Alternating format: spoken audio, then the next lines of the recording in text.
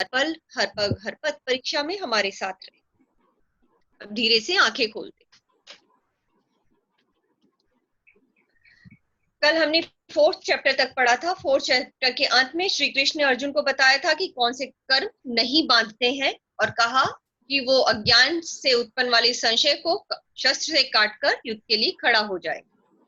आज हम करते हैं अध्याय 5 कर्म संन्यास योग। सांख्य योग और कर्म योग के भेद हैं इसमें। शुरुआत में अर्जुन उवाच संन्यासम कर्मणा कृष्णा पुनर्योगम च संशसि एतयोरेकम तन्मे ब्रूहि निश्चितम। अर्जुन ने कहा, हे कृष्ण, कभी आप संन्यास माध्यम सर्वस्व का न्यास ज्ञान योग से कर्म करने की और कभी निष्काम माध्यम से कर्म करने की अर्थात निष्काम कर्म योग की प्रशंसा करते हैं। इन दोनों में से एक जो आपके द्वारा निश्चित किया हुआ हो और जो परम कल्याणकारी हो उसे मेरे लिए कहिए। श्री भगवान उवाच संन्यासः कर्मयोगश्च निःश्रेयस्करावुभौ तयोस्तु कर्म संन्यासात् कर्मयोग विशिष्यते। श्री भगवान ने कहा, संन्यास माध्यम से किया जाने वाला कर्म सांख्य योग और निष्काम माध्यम से किया जाने वाला कर्म कर्मयोग, ये दोनों ही परम श्रेय को दिलाने वाला है, परंतु सांख्य योग की अपेक्षा निष्काम कर्मयोग श्रेष्ठ है। ज्ञेय स नित्य संन्यासी यो न द्वेष्टि न कांचति निर्द्वंद्वो हि महाबाहो सुखम बंधनात् प्रमुच्यते। हे महाबाहो, जो मनुष्य ना तो किसी से घृणा करता है और ना ही किसी की इच्छा करता है, वह सदा सन्यासी ही समझने योग्य है, क्योंकि ऐसा मनुष्य राग द्वेष आदि सभी द्वंद्वों को त्याग कर सुख पूर्वक संसार बंधन से मुक्त हो जाता है। सांख्योगो पृथक बाला प्रवदन्ति न पंडिता एकम प्यासे सम्यक उभयो विन्दते फलम। अल्पज्ञानी मनुष्य ही सांख्य योग और निष्काम कर्म योग को अलग अलग समझते हैं, ना कि पूर्ण विद्वान मनुष्य, क्योंकि दोनों में से एक में भी अच्छी प्रकार से स्थित पुरुष दोनों के फलस्वरूप परम सिद्धि को प्राप्त होता है। यत् सांख्ये प्राप्यते स्थानं तद्योगैरपि गम्यते एकम सांख्यम च योगम च यः पश्यति स पश्यति। जो ज्ञान योगी द्वारा प्राप्त किया जाता है वही निष्काम कर्म योगियों को भी प्राप्त होता है, क्योंकि जो मनुष्य सांख्य योग और निष्काम कर्म योग दोनों को फल की दृष्टि से एक देखता है वही वास्तविक सत्य को देख पाता है। संन्यासस्तु महाबाहो दुखम माप्तुम योगतः योगयुक्तो मुनिर्ब्रह्म न चिरेणाधिगच्छति। हे महाबाहो, निष्काम कर्म योग भक्ति योग या आचरण के बिना संन्यास सर्वस्व का त्याग दुख का कारण होता है, और भगवान के किसी भी एक स्वरूप को मन में धारण करने वाला निष्काम कर्मयोगी पर ब्रह्म परमात्मा को शीघ्र प्राप्त हो जाता है। तो कर्म योग में स्थित जीवात्मा के लक्षण बताए जाएंगे। अब योग युक्तो विशुद्धात्मा विजितात्मा जितेंद्रिय सर्वभूतात्म भूतात्मा कुर्वन्ति न लिप्यते। कर्मयोगी इंद्रियों पर विजय प्राप्त करने वाला होता है और सभी प्राणियों की आत्मा का मूल स्रोत परमात्मा में निष्काम भाव से मन को स्थित करके कर्म करता हुआ भी कभी कर्म से लिप्त नहीं होता है। नैव किंचित करोमीति युक्तो मन्ये तत्वितः पश्यन् श्रवन् स्पर्शन् जिघ्रन् अश्नन् गच्छन् स्वपन् श्वसन्। कर्मयोगी परम तत्व परमात्मा की अनुभूति करके दिव्य चेतना में स्थित होकर देखता हुआ, सुनता हुआ, स्पर्श करता हुआ, सूंघता हुआ, भोजन करता हुआ, चलता हुआ, सोता हुआ, श्वास लेता हुआ, इस प्रकार यही सोचता है कि मैं कुछ भी नहीं करता हूँ। प्रलपन विसर्जन ग्रहणम उन्मिशन निमिशन अपि इंद्रियाणि इंद्रियार्थेषु वर्तन्ते धारयन्। कर्मयोगी बोलता हुआ, त्यागता हुआ, ग्रहण करता हुआ तथा आंखों को खोलता और बंद करता हुआ भी यही सोचता है कि सभी इंद्रियां अपने अपने विषयों में प्रवृत्त हो रही हैं, ऐसी धारणा वाला होता है। ब्रह्मणा ब्रह्मणया ब्रह्मण्याधाय कर्माणि संत्यक्त्वा करोति यः लिप्यते स न पापेन पद्म पत्र विभामसा। कर्मयोगी सभी कर्म फलों को परमात्मा को समर्पित करके निष्काम भाव से कर्म करता है, तो उसको पाप कर्म कभी स्पर्श नहीं कर पाते हैं, जिस प्रकार कमल का पत्ता जल को स्पर्श नहीं कर पाता है। आगे वाला श्लोक में कर्मयोगी की परिभाषा है। कायेन मनसा बुद्धया केवलेरिन्द्रियैरपि योगिनः कर्म कुर्वन्ति संत्यक्त्वात्मशुद्धये। भावार्थ, कर्मयोगी निष्काम भाव से शरीर, मन, बुद्धि और इंद्रियों के द्वारा केवल आत्मा की शुद्धि के लिए ही कर्म करते हैं। युक्तः कर्म फलं त्यक्त्वा शान्तिमाप्नोति नैष्ठिकीम् अयुक्तः कामकारेण फले सक्तो निबध्यते। कर्मयोगी सभी कर्म के फलों का त्याग करके परम शांति को प्राप्त होता है,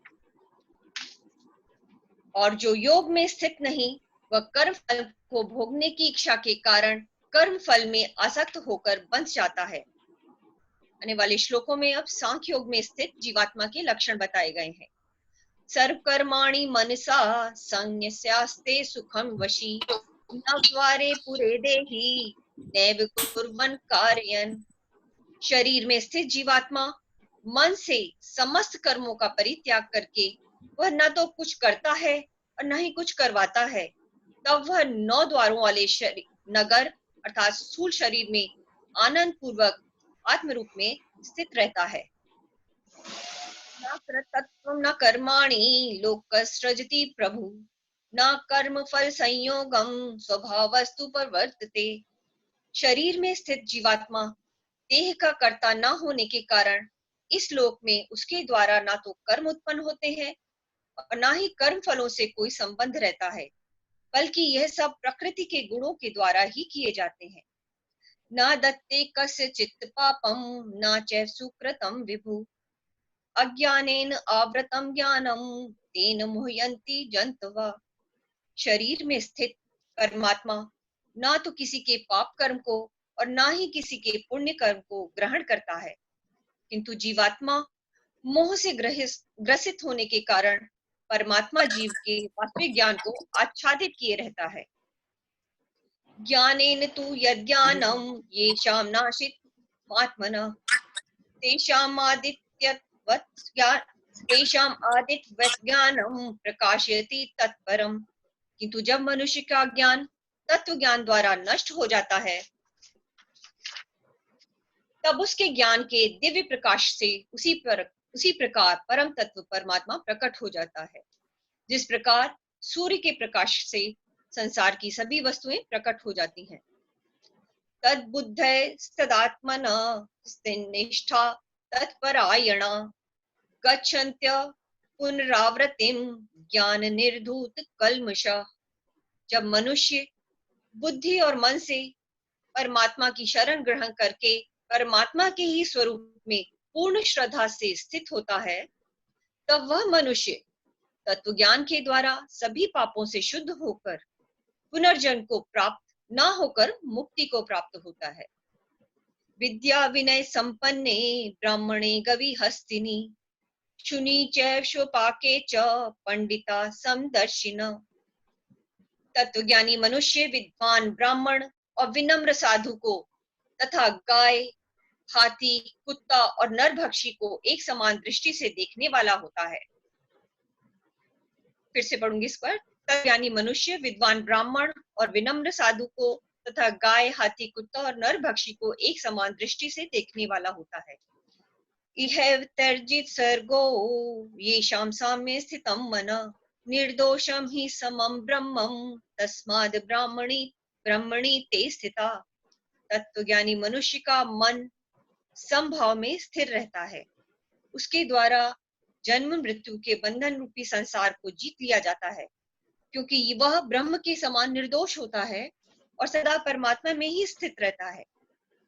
न प्रहृष्येत् प्रियं प्राप्य न उद्भिजेत् प्राप्य च प्रियम स्थिर बुद्धिर सम्मूढ़ो ब्रह्मविद् ब्रह्मणि स्थितः। तत्वज्ञानी मनुष्य ना तो कभी किसी भी प्रिय वस्तु को पाकर हर्षित है और ना ही अप्रिय वस्तु को पाकर विचलित होता है। ऐसा स्थिर बुद्धि मोह रहित ब्रह्म को जानने वाला सदा परमात्मा में ही स्थित रहता है। बाह्य स्पर्शे स्वसक्तात्मा विन्दत्यात्मनि यत् सुखम स ब्रह्म योग युक्तात्मा सुखम अक्षयम अश्नुते। तत्वज्ञानी मनुष्य बाहरी इंद्रियों के सुख को नहीं भोगता है, बल्कि सदैव अपनी ही आत्मा में रमण करके सुख का अनुभव करता है। ऐसा मनुष्य निरंतर पर ब्रह्म परमात्मा में स्थित होकर असीम आनंद को भोगता है। ये ही संस्पर्शा भोगा दुःख्योनय एव ते आदियन्तवन्तः कौन्ते न ते शूरम ते बुध। हे कुंती पुत्र अर्जुन, इंद्रियों और इंद्रिय विषयों के स्पर्श से उत्पन्न कभी तृप्त न होने वाले यह भोग प्रारंभ में सुख देने वाले होते हैं और अंत में निश्चित रूप से दुख योनि के कारण होते हैं। इसी कारण तत्वज्ञानी कभी भी इंद्रिय सुख नहीं भोगता है। शक्नोति है विस यसोढुं प्राक् शरीर विमोक्षणात् काम क्रोधोद्भवं वेगम स युक्त स सुखी नर। जो मनुष्य शरीर का अंत होने से पहले ही काम और क्रोध से उत्पन्न होने वाले वेग को सहन करने में समर्थ हो जाता है, वही मनुष्य योगी है और वही इस संसार में सुखी रह सकता है। यह अंतः सुख अंतराराम तथा अंतर ज्योतिर एव यः स योगी ब्रह्म निर्वाणम ब्रह्म भूतो अधिगच्छति। जो मनुष्य अपनी आत्मा में ही सुख चाहने वाला होता है और अपने मन को अपनी ही आत्मा में स्थिर रखने वाला होता है, जो आत्मा में ही ज्ञान प्राप्ति करने वाला होता है, वही मनुष्य योगी है और वही ब्रह्म के साथ एक होकर पर ब्रह्म परमात्मा को प्राप्त होता है।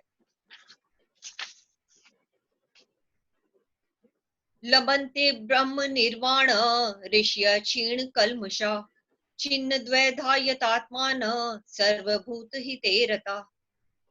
जिनके सभी पाप और सभी प्रकार दुविधाएं ब्रह्म का स्पर्श करके मिट गई हैं, जो समस्त प्राणियों के कल्याण में लगे रहते हैं, वही ब्रह्म ज्ञानी मनुष्य मन को आत्मा में स्थित करके परम शांति स्वरूप आत्मा परमात्मा को प्राप्त करके मुक्त हो जाते हैं। काम क्रोध वियुक्तानां यतीनां यत चेतसाम अभितो ब्रह्म निर्वाणम वर्तते विदितात्मनाम। सभी संसारिक इच्छाओं और क्रोध से पूर्ण रूप से मुक्त स्वरूप सिद्ध आत्मज्ञानी आत्मसंयोगी आत्मसंयमी योगी को सभी ओर से प्राप्त परम शांति स्वरूप पर ब्रह्म परमात्मा ही होता है। आने वाले कुछ श्लोकों में अब भक्ति योग ध्यान योग का निरूपण है। स्पर्शान कृत्वा बहिर्बाह्य चक्षुषैवान्तरे भ्रुवो प्राणपानो समो कृत्वा नासाभ्यन्तरचारिणो यतेन्द्रिये मनोबुद्धि मुनि मोक्ष परायण विगतेच्छा भय क्रोध या सदा मुक्त एव सा। सभी इंद्रियां विषयों का चिंतन बाहरी त्याग कर और आंखों की दृष्टि को भौं के मध्य में केंद्रित करके प्राण वायु और अपान वायु की गति नासिका के अंदर और बाहर सम करके मन सहित इंद्रियों और बुद्धि को वश में करके मोक्ष के लिए तत्पर इच्छा भय और क्रोध से रहित हुआ योगी सदैव मुक्त ही रहता है। भोक्तारं यज्ञ तपसाम सर्वलोक महेश्वरम सुहृदं सर्वभूतानां ज्ञात्वा मां शांतिं पृच्छति। ऐसा मुक्त पुरुष मुझे सभी यज्ञों और तपस्याओं को भोगने वाला सभी लोकों और देवताओं का परमेश्वर तथा संपूर्ण जीवों पर उपकार करने वाला परम दयालु एवं हितैषी जानकर परम शांति को प्राप्त होता है। इस प्रकार उपनिषद ब्रह्म विद्या योग शास्त्र रूप श्रीमद् भगवद गीता के श्री कृष्ण अर्जुन संवाद में कर्म सांख्य योग नाम का 5वां अध्याय संपूर्ण हुआ। हरिओम तत्सत।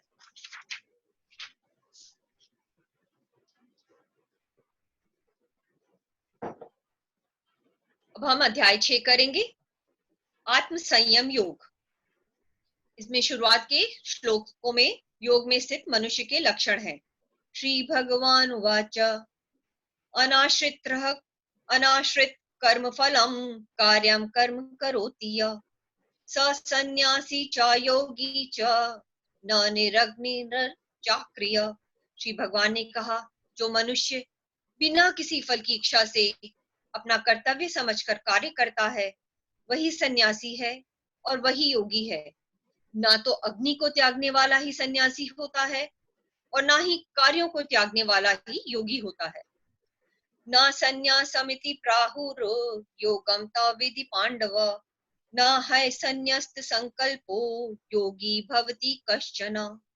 ये पांडुपुत्र, जिसे संन्यास कहते हैं उससे ही तू योग अर्थात पर ब्रह्म से मिलन कराने वाला समझ, क्योंकि इंद्रिय सुख यानी शरीर के सुख की इच्छा का त्याग किए बिना कभी भी कोई मनुष्य योग अर्थात परमात्मा को प्राप्त नहीं हो सकता है।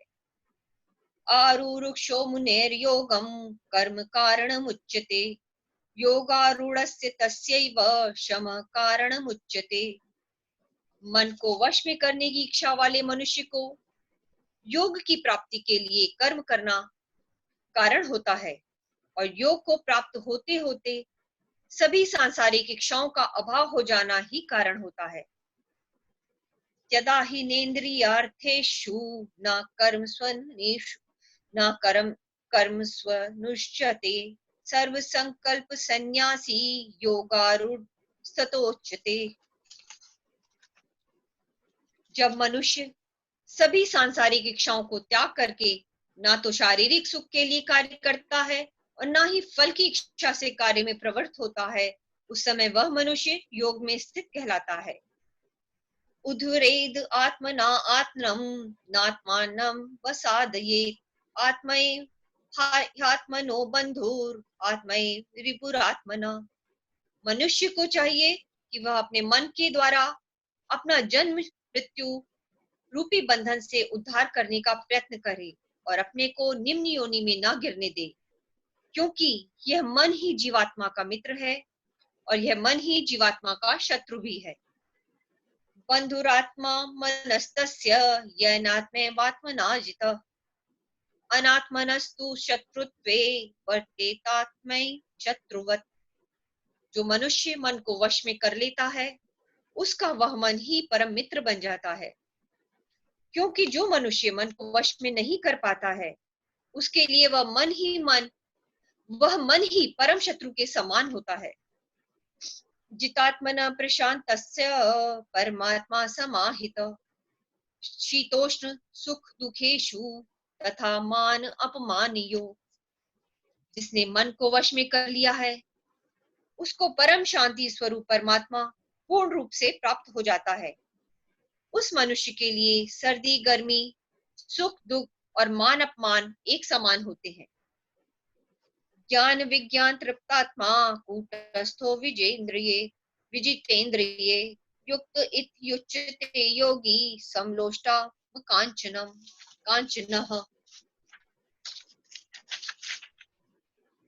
ऐसा मनुष्य स्थिर चित्त वाला और इंद्रियों को वश में करके परमात्मा के ज्ञान द्वारा परमात्मा को प्राप्त करके पूर्ण संतुष्ट रहता है। ऐसे परमात्मा को प्राप्त हुए मनुष्य के लिए मिट्टी पत्थर और सोना एक समान होते हैं। सुहन मित्रादु उदासीन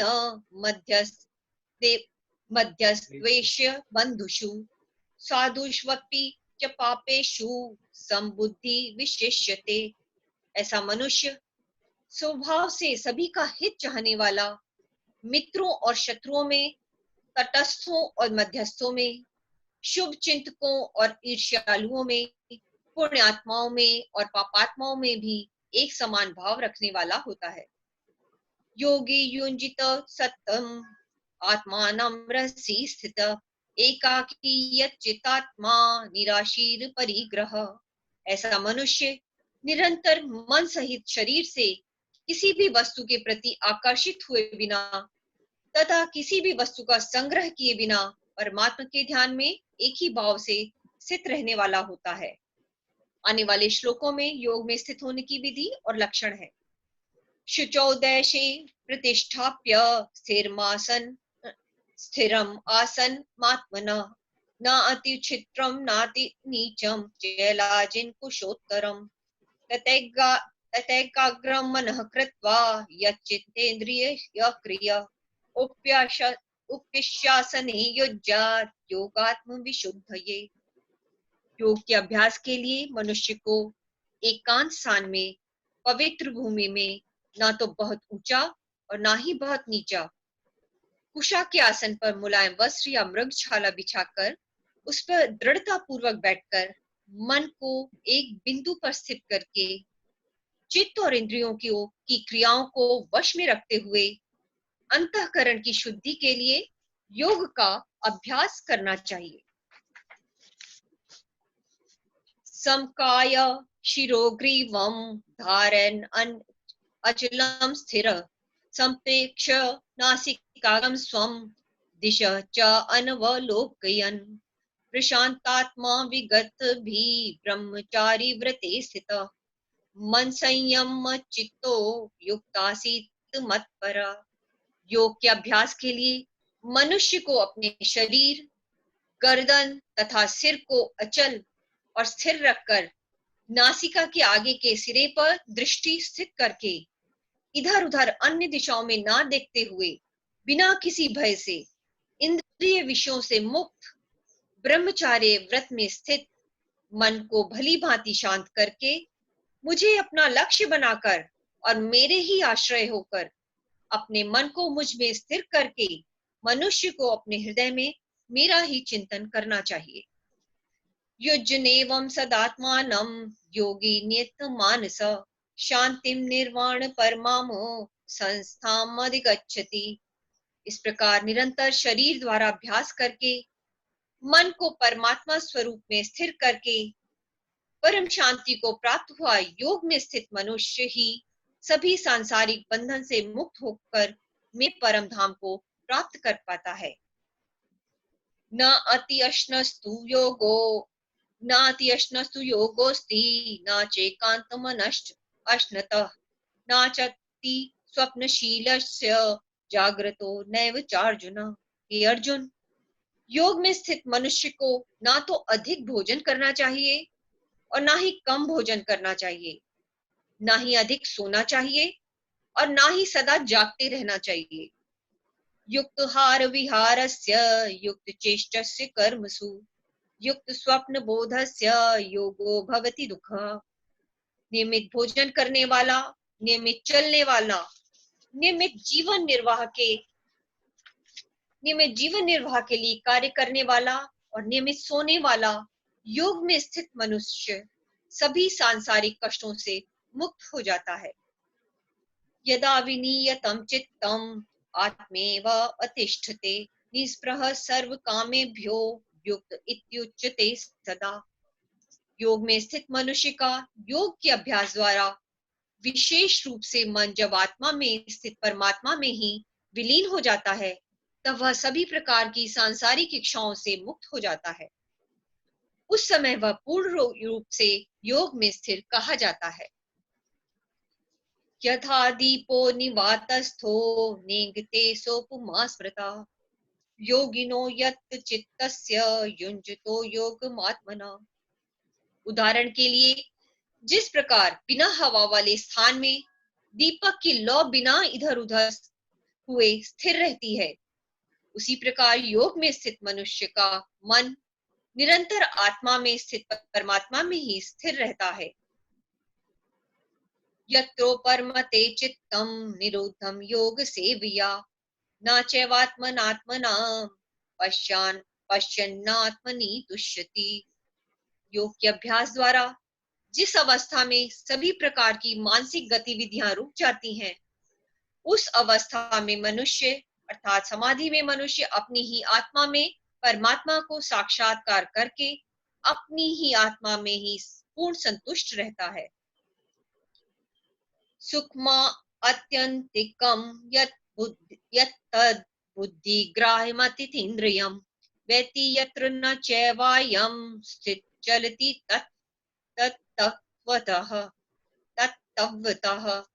तब वह अपनी शुद्ध चेतना द्वारा तत्वतः तब वह अपनी तत्वतः ओके वेत्ति यत्र न चैवायं स्थितं चलति तत्वतः तब वह अपनी शुद्ध चेतना द्वारा प्राप्त करने योग्य परम आनंद को शरीर से अलग जानता है, और उस अवस्था में परम तत्व परमात्मा में स्थित वह योगी कभी भी विचलित नहीं होता है।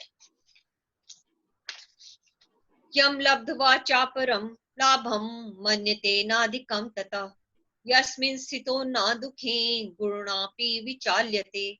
परमात्मा को प्राप्त करके वह योग में स्थित मनुष्य परम आनंद को प्राप्त होकर इससे अधिक अन्य कोई सुख नहीं मानता हुआ भारी से भारी दुख से भी चलायमान नहीं होता है।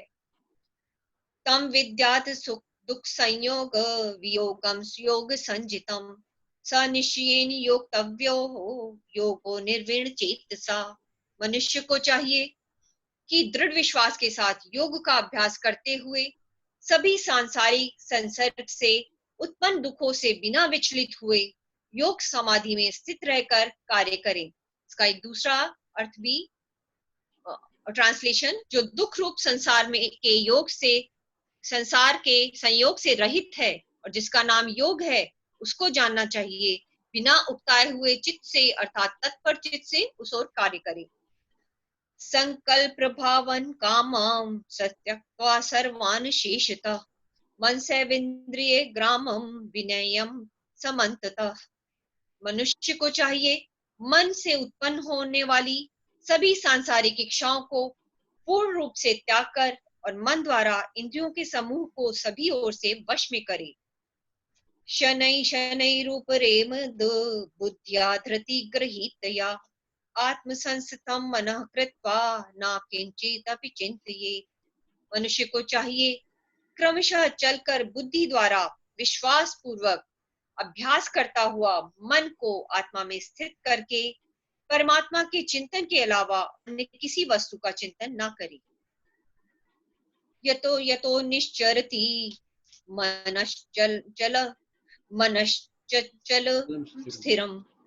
मनश्चंचलं स्थिरं ततस्तो नियम्येतदा मन्ये वशं नयेत् आत्मनि एव वशं नयेत्। मनुष्य को चाहिए स्वभाव से स्थिर न रहने वाला और सदा चंचल रहने वाला यह मन जहां जहां भी प्रकृति में जाए वहां वहां से खींचकर अपनी आत्मा में ही स्थिर करें। प्रशांत मन संह्ययेनम योगिनम सुखमुत्तमम उपैति शांत रजसम ब्रह्मभूतम कल्मषम। योग में स्थित मनुष्य का मन जब परमात्मा में एक ही भाव में स्थिर रहता है और जिसकी रजगुण से उत्पन्न होने वाली कामनाएं भली प्रकार से शांत हो चुकी हैं, ऐसा योगी सभी पाप कर्मों से मुक्त होकर परमानंद को प्राप्त करता है।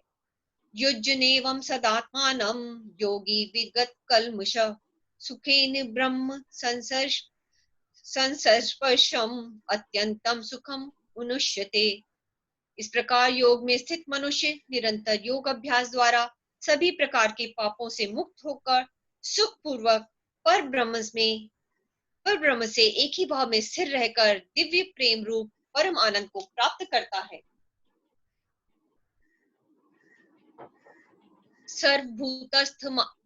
सर्वभूतस्थमात्मानं सर्वभूतानि चात्मनि ईक्षते योग युक्तात्मा सर्वत्र समदर्शन। योग में स्थित मनुष्य सभी प्राणियों में एक ही आत्मा का प्रसार दिखता है और सभी प्राणियों को उस एक ही परमात्मा में स्थित देखता है।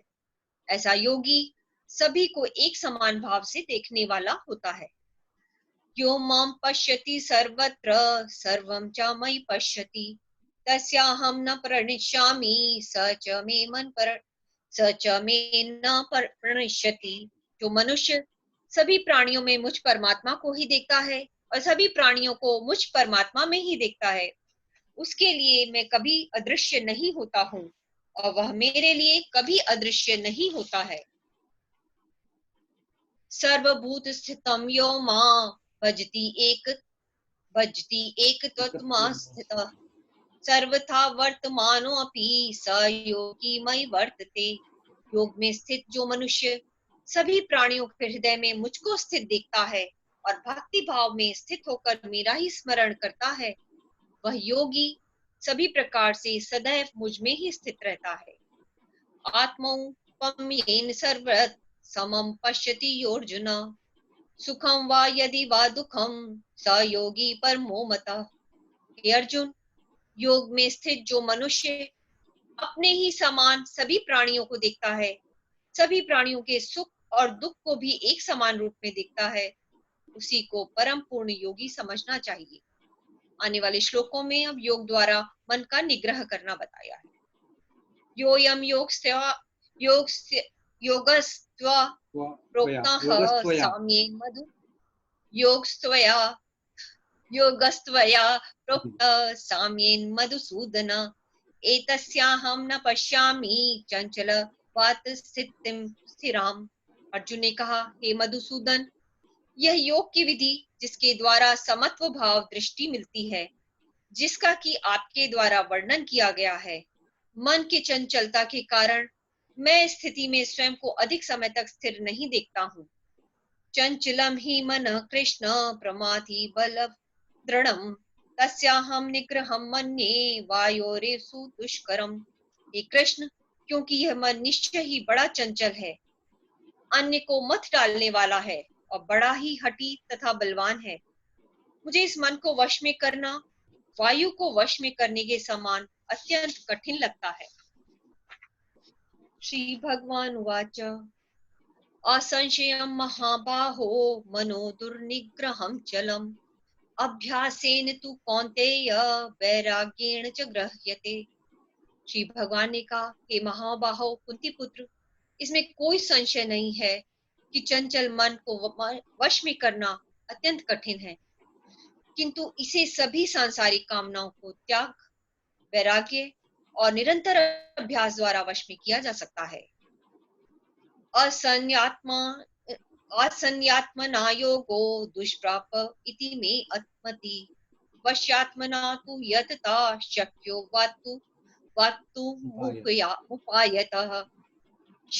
वाक्तुमुपायतः। जिस मनुष्य द्वारा मन को वश में नहीं किया गया है, ऐसे मनुष्य के लिए परमात्मा की प्राप्ति असंभव है, क्योंकि मन को वश में करने वाले प्रयत्नशील मनुष्य के लिए परमात्मा की प्राप्ति सहज होता है, ऐसा मेरा विचार है। योग भ्रष्ट हुए मनुष्य की गति का वर्णन है आने वाले श्लोकों में। अयति श्रद्धयोपेतो योगाचलति मानस अप्राप्य योग संसिद्धि काम गति कृष्ण गच्छति। अर्जुन ने कहा, हे कृष्ण, प्रारंभ में श्रद्धा पूर्वक योग में स्थिर रहने वाला किंतु बाद में योग से विचलित मन वाला असफल योगी परम सिद्धि को न प्राप्त करके किस लक्ष्य को प्राप्त करता है। कच्चिन्नो भय विभ्रष्ट छिन्ना भ्रमिव नश्यति अप्रतिष्ठो महाबाहो विमूढ़ो ब्रह्मणः पथि।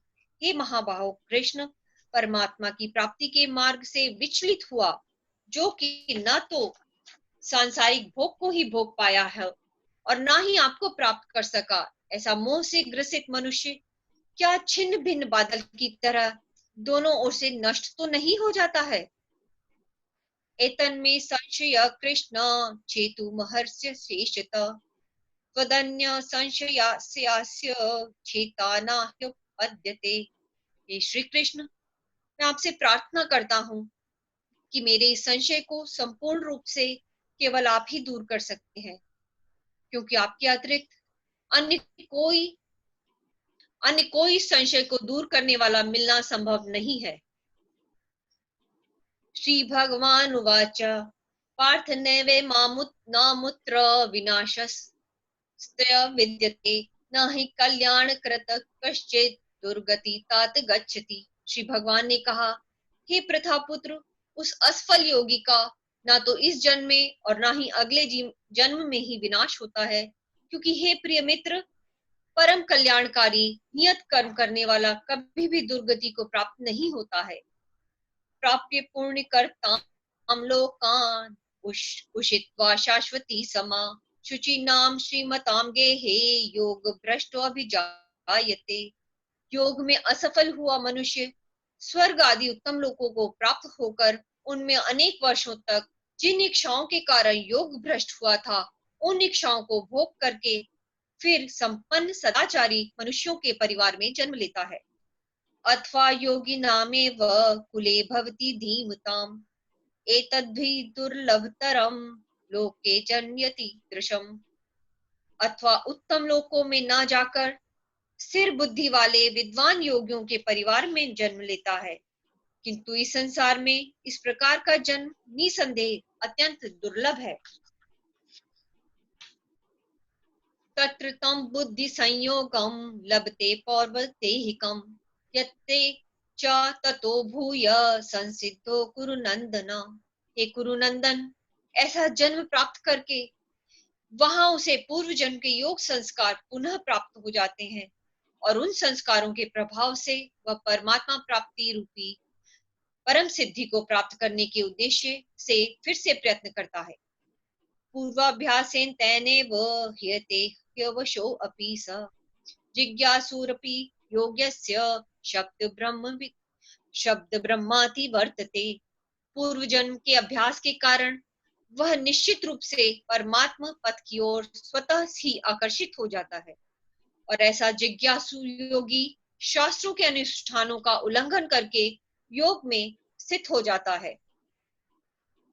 प्रयत्नाद्य तमानस्तु योगी संशुद्ध किल्बिष अनेक जन्म संसिद्ध ततो यात पराम गति।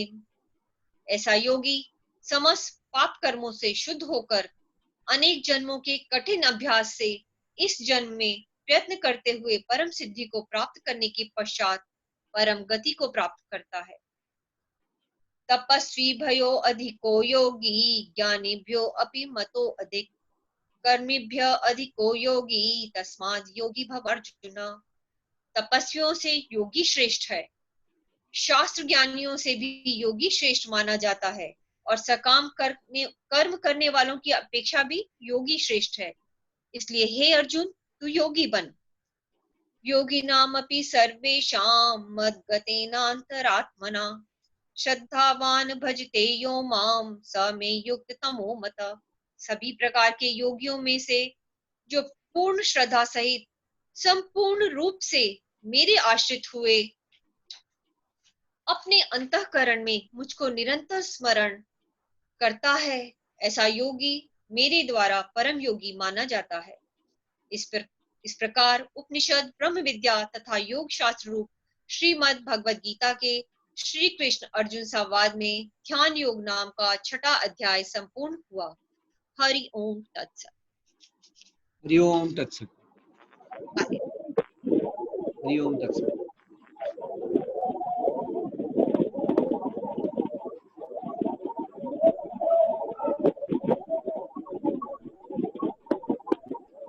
सर, शांति पाठ करके करना है कि कुछ बोलना है? यहाँ पे बोलने जैसा है तो सही, क्योंकि यहाँ पे हम जो योग सीखते हैं, मतलब पतंजलि हो या हठ योग सीखते हैं, उसके कई सारे रेफरेंसेस यहाँ पे आए हुए हैं। हाँ जी सर। तो एक तो आसन नहीं, लेकिन जो इसमें वो ग्रीवा के बारे में जो लिखा है ना, वो कौन सा? हाँ, काग्रम मनः कृत्वा। हाँ, तो बैठने की स्थिति जो है और नासिका के ऊपर लक्ष्य देना, ये एक बात है। ये बहुत ही मतलब हमारे लिए हम लोग उसको फॉलो करते हैं। ये और इसके डेफिनेशन अलावा है बैठने के लिए। या हाँ और इसके अलावा भी जैसे युक्ताहार विहारस्य, आहार विहार आचार विचार के ऊपर का भी विचार जो है वो इसमें 17वें श्लोक में दिया गया है। और 23वां श्लोक, तम विद्या दुख संयोग वियोगम योग संजितम, हाँ, योग की दृढ़ डेफिनेशन विश्वास के साथ योग अभ्यास, हाँ, कार्य करो। संयोग वियोगम सर स्ट्रेस से रिलेटेड जो भी है ना, हाँ, 23वां नंबर 23rd, तम विद्या दुख संयोग वियोगम या योग संगीतम। ओके। और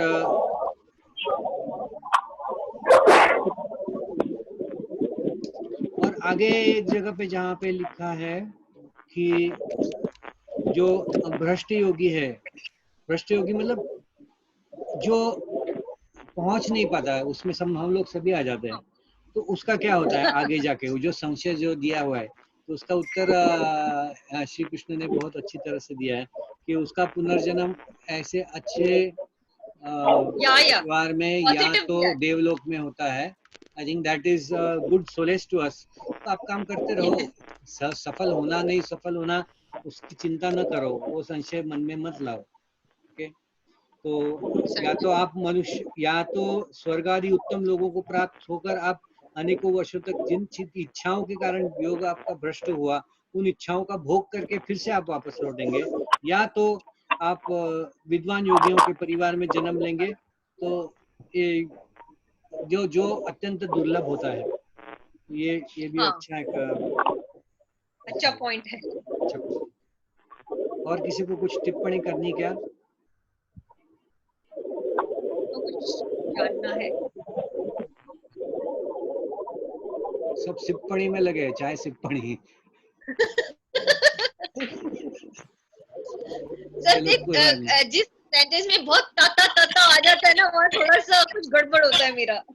I know. Everybody is learning, Soni, don't worry। और होता है, तो इतना संस्कृत पढ़ना भी बहुत कठिन काम है, और कोई बात नहीं, बहुत अच्छी तरह से हो रहा है, और I think we are going very well, और समझ आ रहा है, एक एक चीज क्लियर होती जा रही है ना विकास। पढ़ाई अच्छी हो रही है। सर आप कराइएगा लास्ट की प्रेयर। कई चीजें एक जैसी लगती है, लेकिन थोड़ा थोड़ा आगे जाने के बाद में आपको लगेगा। कई जगह पे उसने बोला कि तत्वज्ञानी श्रेष्ठ है, कई जगह पे कर्मयोगी श्रेष्ठ है, कई जगह पे यहाँ पे बोला है कि योगी श्रेष्ठ है, योगी बनो। तो ये थोड़ा सा कंफ्यूजन दिमाग में रहेगा, जबकि पहले दूसरे चैप्टर में उन्होंने जो लक्षण बोले थे अपने इसके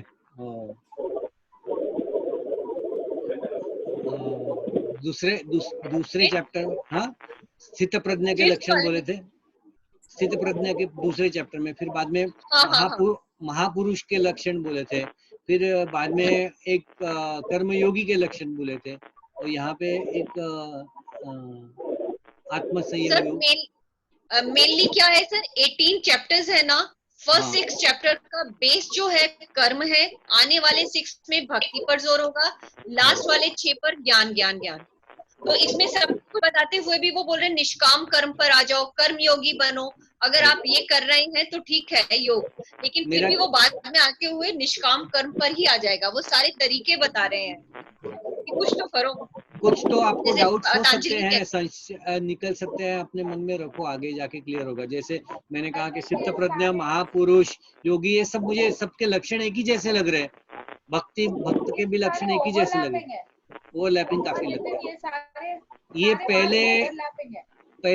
पहले रीडिंग में ऐसे लगेगा बहुत संक्षिप्त में हम लोग पढ़ रहे हैं, कोई बात नहीं, that is also good enough. आगे बढ़ेंगे, कल 7th और 8th चैप्टर करेंगे। ओके सर, चलो जरूर जरूर।